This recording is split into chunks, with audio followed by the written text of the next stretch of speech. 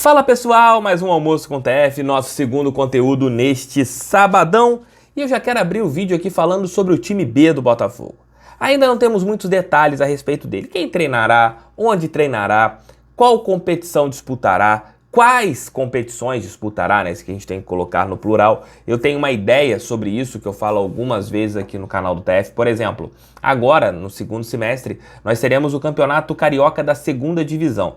E, no meu ponto de vista, o Botafogo deveria jogar tanto o Carioca da Série A quanto o da Série B. Da Série B, TF, por quê?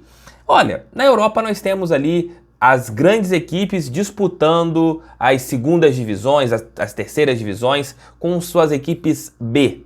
O Botafogo não tem como fazer isso em relação à CBF, colocar o Botafogo B para jogar a segunda divisão nacional.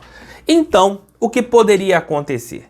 O Campeonato Carioca hoje é um torneio totalmente sem rentabilidade, algo que você não fatura tanto para disputá-la. E com isso você poderia colocar um time B do Botafogo, um time alternativo, para jogar a competição desde o começo e a equipe principal faria uma pré-temporada um pouco mais longa. Além disso, você terá no segundo semestre uma competição que já existe hoje em relação à CBF, que é o Campeonato Brasileiro de Aspirantes, que o Botafogo não tem atuado, não tem disputado com o time Sub-23, e também o Campeonato Carioca da Segunda Divisão. Eu seria favorável à FERJ autorizar que as equipes grandes pudessem colocar times Bs nesses torneios.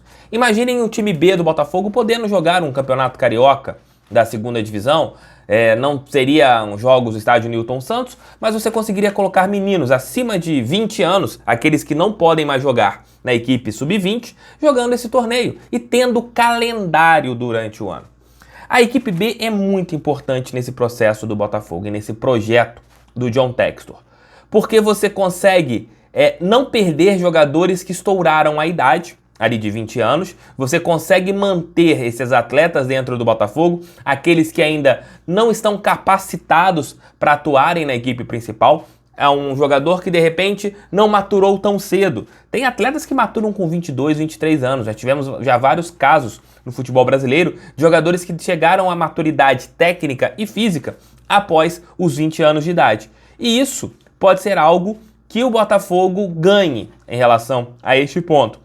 E outra, nas equipes Bs, você pode pegar o caso do Rafael, que está voltando de uma contusão muito séria. O Rafael deve voltar ali entre junho e julho a começar ali a fazer as suas atividades e poder ir para os jogos.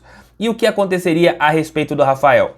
Antes dele ter oportunidades na equipe principal do Botafogo, ele poderia jogar umas pelejas pela equipe B, amistosos, torneios, até mesmo para ele já voltar com ritmo de jogo mais acentuado, não começar a ganhar rodagem, ritmo dentro do time A. Outros casos, por exemplo, o Diego Loureiro, que hoje é o reserva do Gatito Fernandes. Você poderia colocar o Diego para jogar todas as partidas do Botafogo B. Por quê? Ele seria um goleiro que manteria o ritmo de jogo. Nas saídas do goleiro titular para a seleção paraguaia ou por suspensão, você teria um goleiro com rotatividade. E é muito bacana esse processo do Botafogo B.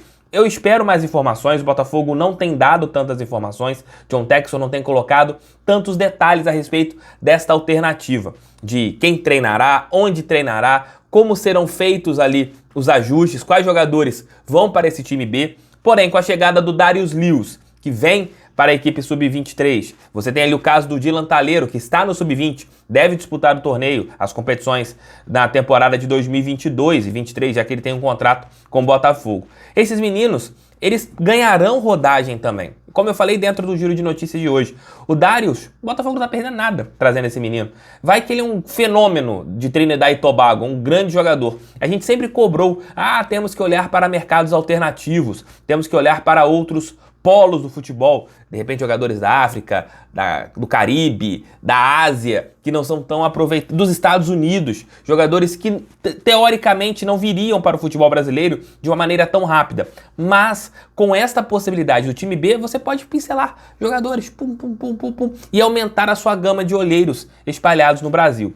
Não temos nada a perder com o time B, acho que é uma grande sacada do John Textor. Quem acompanha meus vídeos, acho que vocês já viram Eu falando sobre isso várias vezes aqui no canal, eu sempre gostei dessa possibilidade do Botafogo ter uma equipe alternativa.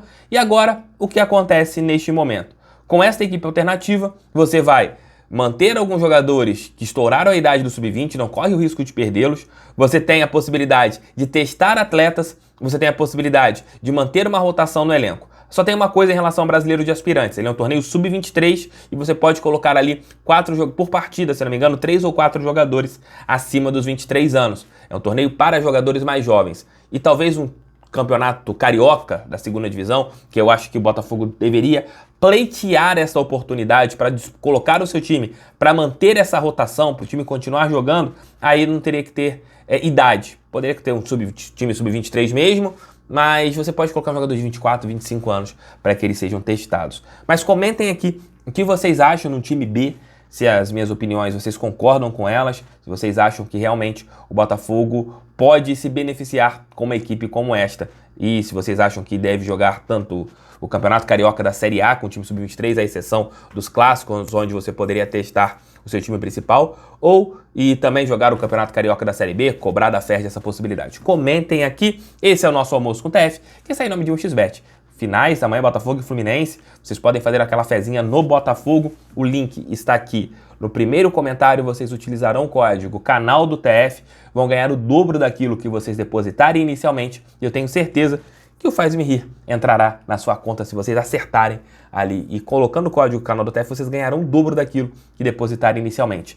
Cada depósito vocês ajudam o canal do TF, cada cadastro também vocês ajudam o canal do TF. Então, entrem aqui no link no primeiro comentário. Segundo assunto, falando sobre base também. Patrick de Paula ontem em sua entrevista coletiva revelou que esteve na base do Botafogo, mas por questões financeiras acabou saindo. E são vários outros casos, jogadores importantes no nosso futebol que chegaram a passar por um período na base do Botafogo. Casos de Rafael e Fábio, eles estiveram na base do Botafogo ali, no futsal do Botafogo, e pelo clube não ter uma estrutura financeira e como comportar esses atletas com alojamentos e grana para para os jogadores poderem circular dentro da cidade do Rio de Janeiro, colocando dentro da cidade do Rio de Janeiro, muitos acabaram indo para rivais ou para equipes até menores do que o Botafogo, porém essas estavam mais próximas às suas casas. Com a chegada do John Textor e agora o Botafogo tendo o investimento e a possibilidade de você ter Lunier ou outro local, se a gente analisar hoje o Botafogo treinando no Cefat, mas com uma condição financeira bem superior, o Alvinegro não perderá mais bons talentos para suas divisões de base.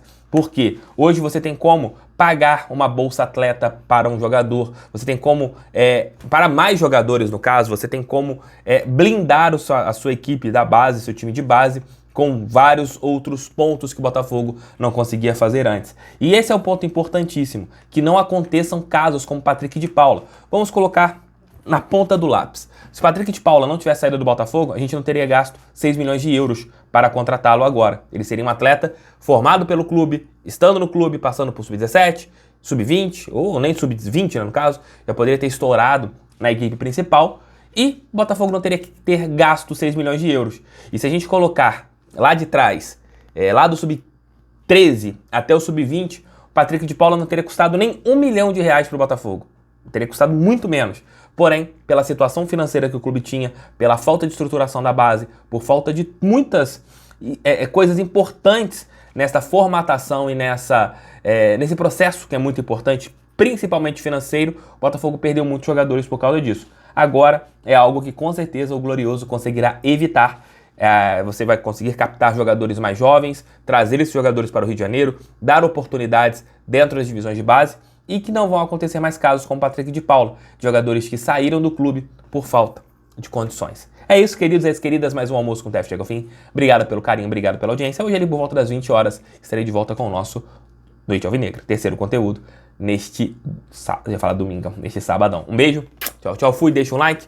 Vejam aqui, mais 2 vídeos, assistam, dê a moral para esse careca que vos fala. Valeu, fui, aê!